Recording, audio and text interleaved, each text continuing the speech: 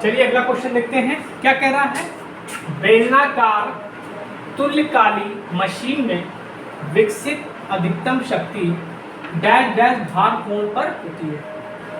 देखिए अभी मैंने पिछले क्वेश्चन में आपको बताया था कि सैलिएंट पोल टाइप रोटर अल्टरनेटर में और सिलेंड्रिकल में क्या क्या क्या वैल्यू होती पावर की। ठीक है, तो हमने जब बताया था तो सिलेंड्रिकल का बताया था आपको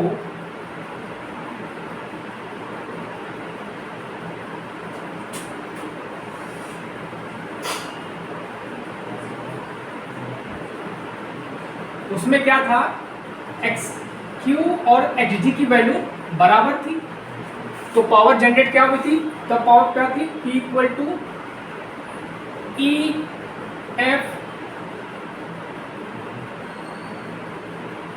वी टी बाई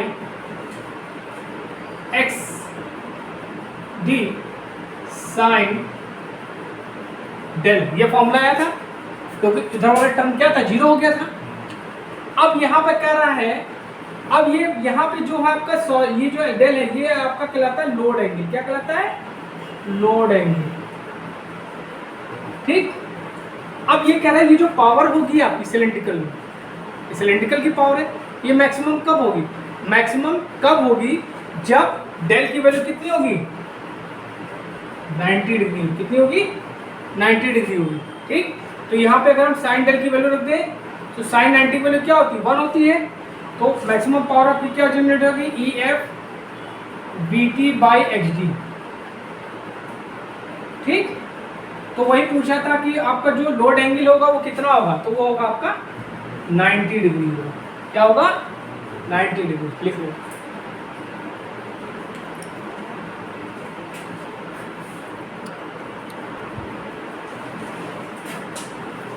अब देखिए अगला क्वेश्चन बहुत अच्छा क्वेश्चन है।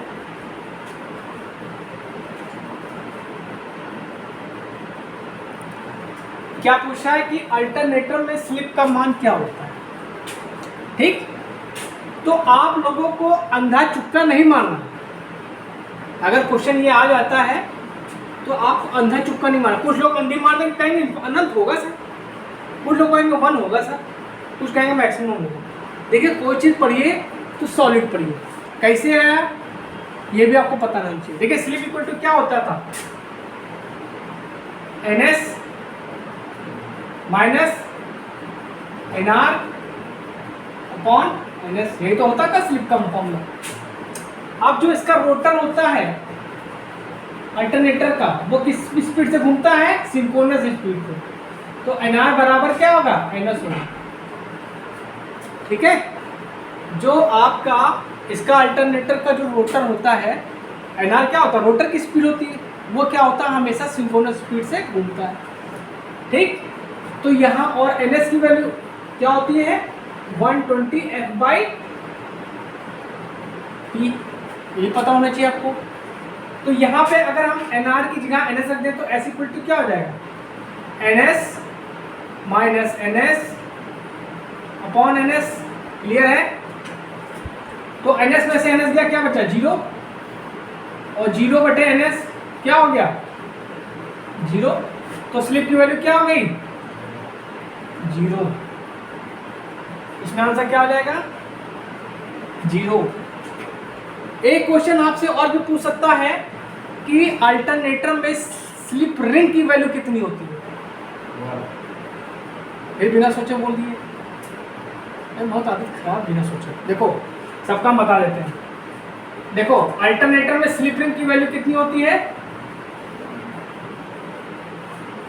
2 होती है, 2 होती है। ठीक, slip ring induction motor,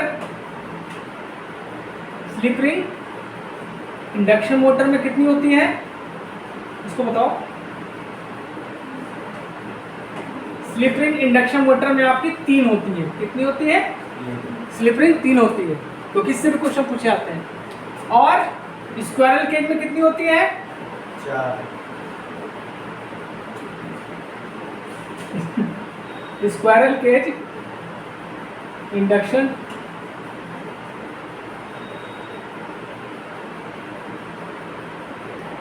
squirrel cage induction motor में 0 होती है, ठीक है, 4 नहीं होती। ठीक, अच्छा स्लिप रिंग बनी किसकी होती है, ये भी क्वेश्चन पूछ सकता है आपसे, किसकी बनी होती है?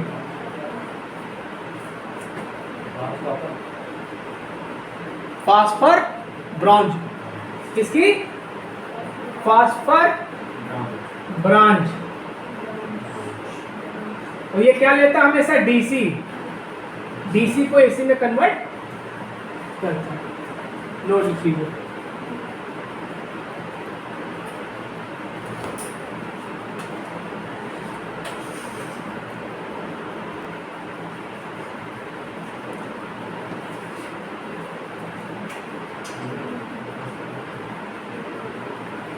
अब देखिए अगला क्वेश्चन, बहुत इंपॉर्टेंट क्वेश्चन है ये। क्या कह रहा है कि अल्टरनेटर की गति बढ़ती है तो आवृत्ति बढ़ेगी, घटेगी, समान रहती, नन, मतलब कोई नहीं। देखिए हम लोग जानते हैं जो आपका अल्टरनेटर होता है बेटा, वो सिंक्रोनस स्पीड से चलता है ना? बोलियो हाँ कि नहीं? और सिंक्रोनस स्पीड को क्या होता है? ns equal to 120 f/t। मतलब यहां से आपको रिलेशन क्या मिला? ns is directly proportional to frequency and ns is inversely proportional to p। मतलब अगर स्पीड बढ़ेगी, मतलब अगर आपकी स्पीड बढ़ेगी तो फ्रीक्वेंसी क्या होगी? बढ़ेगी।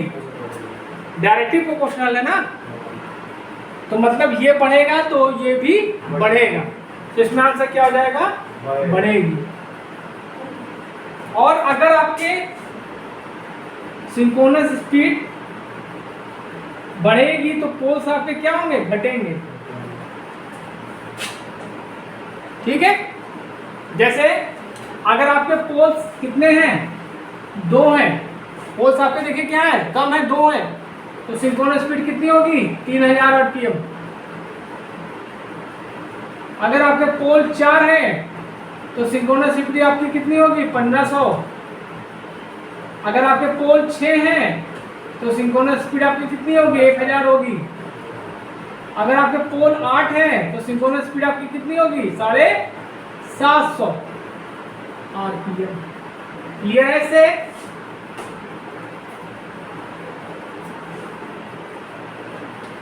क्लियर? अच्छा एक क्वेश्चन ये भी पूछ सकता है कि अल्टरनेटर में स्लिप का मान कैसा होता है? चलो हम लिख ही देते हैं।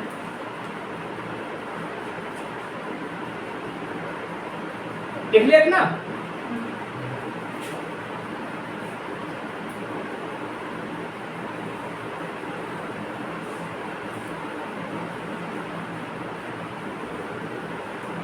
चलिए लास्ट क्वेश्चन है।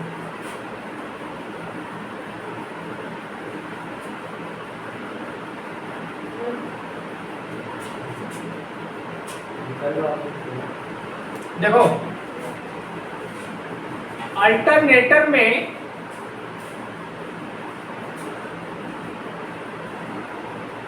स्लिप होती है, अल्टरनेटर में स्लिप होती है क्या? पॉजिटिव, निगेटिव,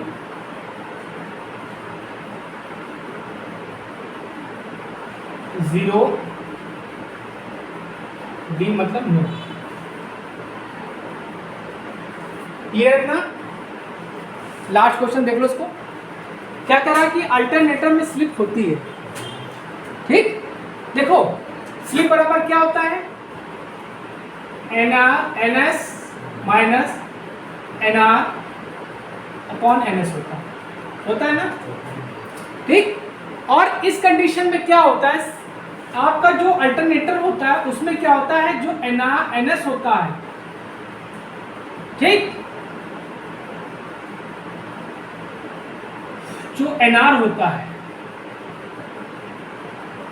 वो बड़ा होता है आपका इससे